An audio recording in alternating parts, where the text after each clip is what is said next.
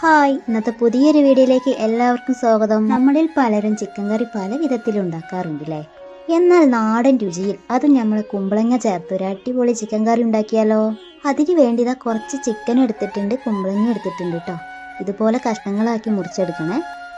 ഞാനിപ്പോൾ കുക്കറിലാണ് വെക്കുന്നത് പെട്ടെന്നാവാൻ വേണ്ടിയിട്ട്. അതിന് വേണ്ടിതാ ഞാനൊരു കുക്കർ എടുത്തിട്ടുണ്ട്. അതിലേക്ക് ചിക്കനും കുമ്പളങ്ങയും എല്ലാം ചേർത്ത് കൊടുക്കാം കേട്ടോ. എന്നിട്ട് അതിലേക്ക് കുറച്ച് ഉപ്പും മഞ്ഞൾപ്പൊടിയും കുറച്ച് ചിക്കൻ മസാലയും ചേർത്ത് വേവിച്ചെടുക്കാവേ.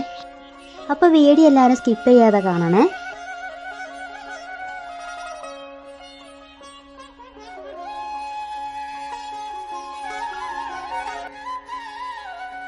പൊടികളൊക്കെ ചേർത്ത ശേഷം നന്നായിട്ട് തന്നെ കൈ വെച്ച് തിരിഞ്ഞെടുക്കാം കേട്ടോ.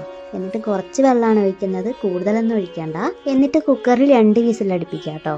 ഇതൊന്ന് വെന്ത് വരട്ടെ. ആ സമയം കൊണ്ട് നമുക്ക് മസാല റെഡിയാക്കി എടുക്കാം. അതിന് വേണ്ടി ഒരു ചട്ടി വെച്ച് കൊടുത്തിട്ടുണ്ട്. അതൊന്ന് ചൂടായി വരുമ്പോൾ മല്ലി ചേർത്ത് കൊടുക്കുക. പിന്നെ നമ്മുടെ എരിവിന് ആവശ്യമായ വറ്റൽമുളകും കൂടി ചേർത്ത് കൊടുക്കുന്നുണ്ട്. പിന്നെ ഇതിലേക്ക് ചെറിയൊരു കഷ്ണം പട്ടയും ഗ്രാമ്പും ചേർക്കുന്നുണ്ട്. ഒരു 4-5 മണി കുരുമുളകും കൂടെ ചേർത്ത് കൊടുക്കുക കേട്ടോ. പിന്നെ ഇതെല്ലാം കൂടെ ചെറിയ തീയിലിട്ടിട്ടൊന്ന് വറുത്തെടുത്തിട്ട് വരാവേ, കരിയാതെ വറക്കണേ. അപ്പോൾ ഇതൊന്ന് കളർ മാറി വരുമ്പോൾ ഇതിലേക്ക് തേങ്ങ ചേർത്ത് കൊടുക്കുക. അതിനുശേഷം കുറച്ച് കറിവേപ്പിലയും കൂടെ ചേർത്തിട്ട് നന്നായിട്ട് വറുത്തെടുക്കുക കേട്ടോ. പിന്നെ ഇത് വറുക്കാൻ വേണ്ടിയിട്ട് ആവശ്യത്തിന് വെളിച്ചെണ്ണയും കൂടെ ചേർത്ത് കൊടുക്കുന്നുണ്ട്. എന്നിട്ട് നന്നായിട്ട് തന്നെ വറുത്തെടുക്കുക കേട്ടോ, ബ്രൗൺ കളർ ആവുന്നത് വരെ.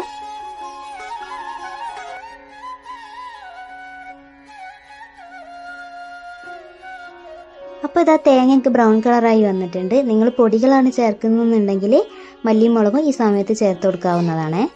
അപ്പോൾ തേങ്ങയൊക്കെ തണുത്തതിന് ശേഷം നല്ല പേസ്റ്റായിട്ട് തന്നെ അരച്ചെടുക്കുക കേട്ടോ. പിന്നെ അതേ ചട്ടിയിലേക്ക് തന്നെ കുറച്ച് വെളിച്ചെണ്ണ ചേർത്ത് കൊടുത്തിട്ടുണ്ട്.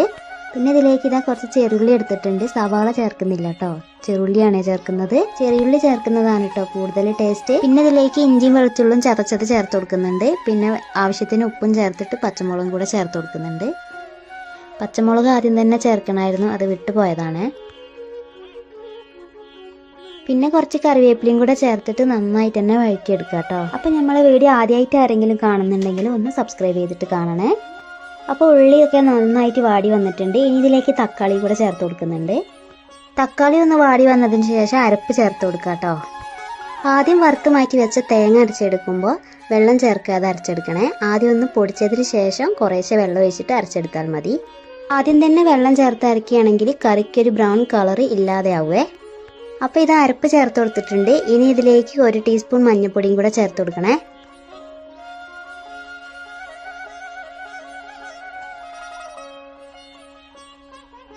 അപ്പോൾ നന്നായിട്ട് തന്നെ ഇളക്കി എടുത്തിട്ടുണ്ട്. എണ്ണയൊക്കെ അത് കാണുന്നില്ല, നല്ല തെളിഞ്ഞു വന്നിട്ടുണ്ട് കേട്ടോ. ഇനി നമ്മൾ വേവിച്ച് വെച്ച കുമ്പളങ്ങയും ചിക്കനും ഇതാ ഇതിലേക്ക് ചേർത്ത് കൊടുക്കുക. കറക്റ്റായിട്ട് തന്നെ വെന്ത് കിട്ടിയിട്ടുണ്ട് കേട്ടോ, ഉടഞ്ഞു പോയിട്ടൊന്നുമില്ലേ. ഞാനിപ്പോൾ ഇവിടെ 2 വിസിലാണ് അടുപ്പിച്ചത്. ഓരോ കുക്കറിനും മാറ്റം വരും കേട്ടോ. ഇനി ഇതെല്ലാം കൂടി ഒന്ന് നന്നായിട്ട് തിളച്ച് വരട്ടെ.